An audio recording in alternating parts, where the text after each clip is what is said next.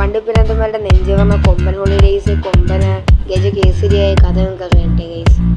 അത് ഞാൻ ഫുൾ ഈ വീഡിയോയിലുണ്ട്, നിങ്ങൾ സ്കിപ്പ് ചെയ്യാതെ കാണുക ഗൈസ്. ആനയെ വാങ്ങാൻ കൂട്ടിവെച്ചിരുന്ന പൈസ വീട്ടിൽ സമ്മതിക്കുന്നില്ലെന്നായപ്പോഴാണ് ഗൈസ് എല്ലാവരുടെയും ഈ ബസ് മറികടന്ന് ഒരു ബസ് എടുത്തത് ഗൈസ്.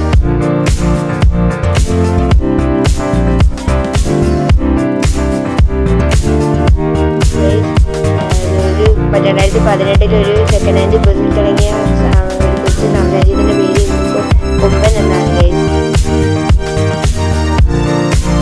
കൊമ്പൻ ഹോളിഡേയ്സ് വണ്ടിപ്പിനാണ്ടന്മാരുടെ മുന്നിൽ എണ്ണാൻ പറ്റാത്ത അത്ര ഉയരത്തിലാണ് ഗൈസ് നിൽക്കുന്നത്.